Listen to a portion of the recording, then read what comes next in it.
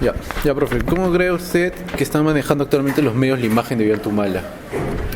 Y a ver, la pregunta tiene un problema, que es que los medios no manejan la imagen de Ollanta. La imagen de Ollanta la maneja él y sus asesores y su equipo de comunicación. ¿Cómo los medios de comunicación están presentando a Ollanta? Yo creo que vivimos todavía las secuelas de la elección, ¿no? De toda la etapa electoral. Lo que pasa en el comercio, por ejemplo, es muy peculiar, ¿no? De lunes a viernes hay un director y los fines de semana hay otra directora. Entonces, de lunes a viernes es más cercana al gobierno la línea editorial, y los fines de semana es absolutamente anti-Ollanta, ¿no? La República se ha mantenido más o menos cercana a las ideas de la gran transformación, a las ideas de Ollanta, y tuvo un pequeño cisma, digamos, un pequeño bache cuando la gente de la izquierda tradicional que apoyaba a Ollanta se sale del partido, entre ellos Díaz Canseco, genera un pequeño zamacón dentro de la República, pero luego se mantiene, ¿no? O sea, se mantiene cercana, digamos, todavía al presidente. Yo creo que para mí esos son los dos medios. Bueno, y Perú 21, que es absolutamente antihumanista, pues absoluta y totalmente antihumanista. Entonces creo que esos son los tres medios en los que para mí es más clara la presencia de Ollanta. Ollanta se ha convertido del terror y del diablo comunista de la candidatura a un tipo que, mira, no lo está haciendo tan mal, ¿no? Entonces por ahí le dan el beneficio de la duda. Ahorita está todo muy movido con el tema del indulto, pero siento que la imagen en los medios de comunicación no está muy chancada, ¿no? ¿Usted cree que han ocurrido cambios en la relación entre prensa-presidente en el transcurso de Ollanta como candidato en el 2011 a pasar a ya presidente ahora en la actualidad? O sea, yo creo no hay menos violencia. O sea, los medios de comunicación antihumanistas están muchísimo más moderados. Incluso varios de ellos antiollantistas apoyan algunas de las iniciativas de Ollanta. Y eso básicamente refleja las características de los medios de comunicación, que son empresas de comunicación, ¿no? Entonces, los medios de comunicación como empresas, siendo parte del gran grupo empresarial peruano, al ver que Ollanta no es el gran cuco que algunos pintaban, entonces están más o menos tratando de gobernar con él, ¿no? O sea, por ejemplo, los medios de alguna manera se han vuelto un poco más pasivos con el tema de Ollanta, pero, o sea, ¿no crees que tenga que ver de repente con que de repente el gobierno de Humala maneje a los grupos de poder de lo que es la noticia? No. Si algo está demostrado desde el año 90, es que ningún presidente maneja a los empresarios, ¿no? Son los empresarios los que manejan a los presidentes. El caso de Alan García es clarísimo, secuestrado totalmente por el empresariado peruano. Y el caso de Ollanta, más bien la gran crítica de los sectores que sí creían en la gran transformación y en un gobierno más dedicado a la inclusión social, más dedicado, por ejemplo, a los impuestos a las sobreganancias, etcétera, etcétera, o sea, un control mucho más cercano a las empresas. La gran crítica de esos sectores es que es absolutamente pro-empresarial, ¿no? Entonces, en verdad, no es que Ollanta maneja los medios, es que otra vez los medios como empresas son parte de este grupo empresarial que está contento con que Ollanta esté más cerca de ellos que antes, ¿no? Profe, ¿cuáles usted cree que han sido los personajes que han tenido más influencia en la etapa como candidato en el año 2011 de Ollanta? O sea, los personajes más resaltantes que han tenido, o sea, que lo han atacado más, o que usted... en medios de comunicación dices... Creo que Marta Meyer, ¿no? Creo que Marta Meyer, que es la editora del fin de semana del diario El Comercio, por supuesto, ella apoyaba abiertamente al fujimorismo, ¿no? Entonces yo creo que ella, no como persona que firma las notas, pero como líder de un grupo empresarial de comunicación, creo que ha sido la más reacia opositora, ¿no? En medios de comunicación. Fritz Dubois también, ¿no?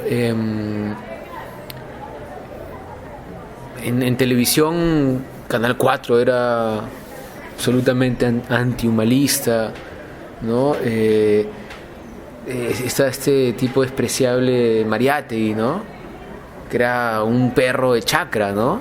Era un perro chusco, ¿no? De barrio, así, con ganas de ladrar y morder nada más, ¿no? Y Mónica Delta, que con esta actitud de señorona digna también, ¿no? No tenía ningún reparo en atacar muy frontalmente a Ollantumala, ¿no? Ahora, eso no convierte a Ollantumala en una víctima tampoco, ¿no? No es, ay, pobrecito, cómo le daban. Sino también una persona muy torpe en manejar su imagen, justamente, ¿no?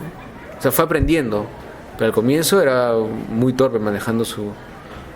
Entonces lo han tenido que entrenar muchísimo para contener al milico que tenía adentro, pues, ¿no?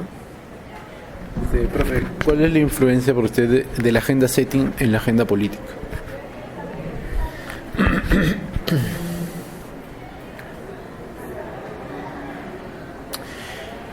Mira, yo creo que la prensa, desde que se nombra como cuarto poder, hay 3 poderes del Estado, ¿ya? Legislativo, ejecutivo y judicial, ¿ya? Cuando la prensa se nombra cuarto poder, pierde de vista una función básica, ¿ya? Y es que la función de la prensa no es fiscalizar al poder político para convertirse en su amigo o hacer negocios con el poder político, sino porque supuestamente se acerca al ciudadano y es los ojos, los oídos del ciudadano. En ese sentido, las características de la prensa en el país, que está dirigida por empresas de comunicación, la hace muy vulnerable al poder político. Entonces, yo creo que hay una especie de simbiosis, ¿no? Medio perversa entre la agenda política y la agenda setting, ¿no? Respecto a los temas políticos, ¿no? Entonces, creo que se nutren una de la otra de manera constante. Y hay una... Estela Martini plantea la idea del infotainment, ¿no? La información y el entretenimiento. Entonces las empresas de comunicación, en la medida en que tienen que vender, juegan a aquello que el entretenimiento ya encontró, que es jugar con la sensualidad, con la emotividad, con las emociones, con las narraciones fundamentales de los consumidores de medios. Entonces, al convertirse en empresas que privilegien el entretenimiento, incluso en la construcción de las noticias, la agenda setting termina siendo la banalización de la agenda política.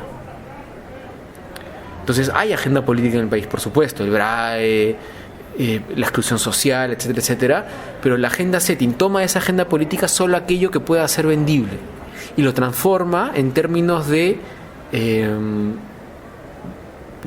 sensuales, ¿no? Aquello que la gente le pueda dar gusto. Entonces, el tema del indulto es una telenovela, ¿no? Y la agenda setting está dominada por esa agenda política, pero light, ¿no? Banalizada, transformada en telenovela, en eso. O sea, como que lo coge, lo transforma y lo transmite hacia los consumidores. Exactamente. Ya, okay, profe, o sea, pero hay una tercera agenda que está oculta ahí, o sea, que está invisible más bien. Por el predominio de la agenda política y la agenda setting está oculta la agenda nacional. Y la agenda nacional son los grandes temas que tenemos que resolver como ciudadanos, como instituciones, como etcétera, etcétera, etcétera, para poder construir un país mucho más sólido, más fortalecido, etcétera, que son los viejos temas: salud, educación, seguridad, inclusión, etcétera, etcétera, pero que están invisibilizados por la agenda política y la agenda setting.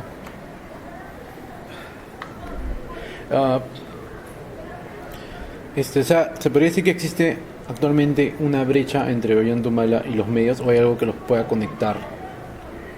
Lo que pasa es que esa pregunta plantea de fondo una premisa, y es que el poder político se tiene que ver con el poder de los medios, ¿no? Y yo no me preocuparía por eso, ¿no? O sea, hay una brecha, tiene que haber una brecha. Por supuesto que tiene que haber una brecha. O sea, el poder político no puede servir al poder de los medios de comunicación, ni el poder de la comunicación puede estar al servicio del poder político. Hay una brecha que es insalvable, y es la brecha que te permite mantener independencia de uno y de otro.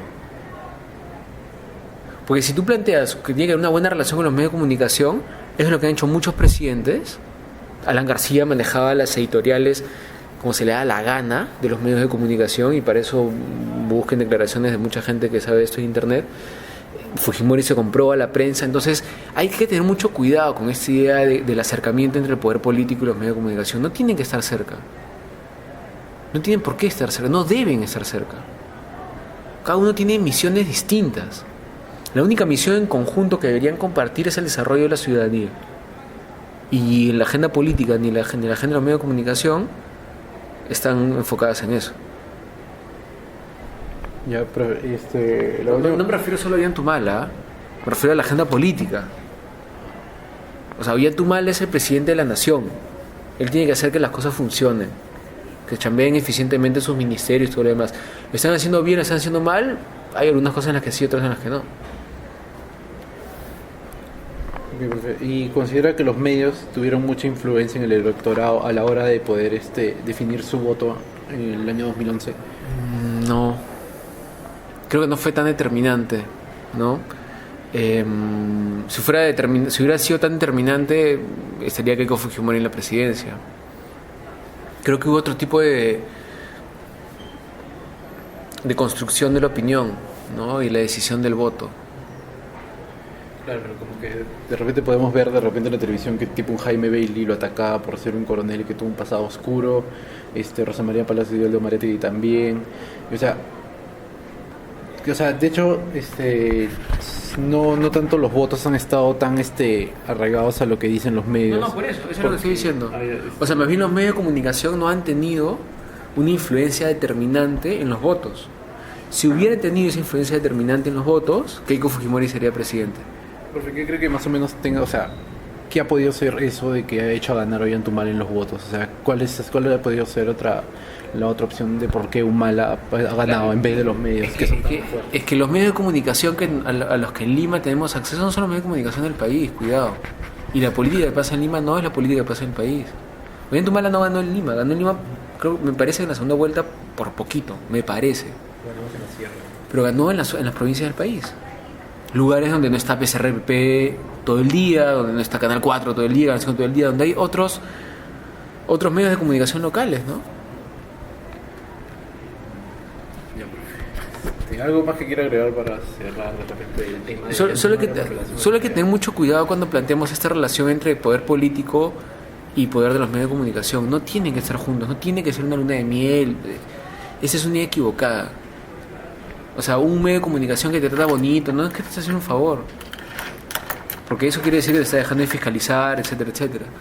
Y uno que te maletea todo el tiempo, por supuesto que tampoco es... O sea, ¿cuál es la independencia que tienen que mantener ambos, el poder político y el poder de los medios de comunicación? Y una cuestión fundamental cuando ustedes analizan medios de comunicación es que tengan claro que en el país son empresas que tienen que tener al fin de año su número en azul, no en rojo. Pues si está en rojo, cierran. Entonces no están hablando de medios de comunicación con el interés de informar a la gente. No, o sea, el interés final es vender. Sí, pero hay un caso que de repente, por ejemplo, a Bailey por hablar mal de repente de Humala lo sacaron y ahora como que se están controlando un poco, creo. O sea, ya no hablan tanto de... O sea, cuando era candidato como que lo tiraban a palos y hablaban mal de... Y ahorita como que están más calmados. Pero cuando ni bien salió, profe, también hablaban igual. O sea, cuando ni bien salió presidente, antes de que hiciera todas sus obras y que se notó que era más calmado, o sea, igual hablaban... ¿Cómo hablan del mal? Sí, claro. O bien. Los 3 primeros meses estaban... ¿Cuál es tu gabinete? ¡Qué inepto! ¿Cómo no va a decir quién es el gabinete? ¡Qué bruto! ¿Para eso lo hemos elegido? ¿Cómo es posible? Por supuesto. ¿Por qué ha cambiado la relación? Porque el empresariado en general se siente seguro con Ollantumala. Y esa es la gran crítica de quienes votaron por Ollantumala. No votamos por Ollantumala para que sea pata de los empresarios, sino para que los fiscalice. Esa es la crítica que viene de ese lado. Entonces, si tú te preguntas por qué los medios de comunicación han bajado el tono, pregúntate qué pasa con el empresario en general. No puedes dejar de pensar que los medios de comunicación en este país son empresas privadas, que tienen socios, rentabilidad, etcétera, etcétera.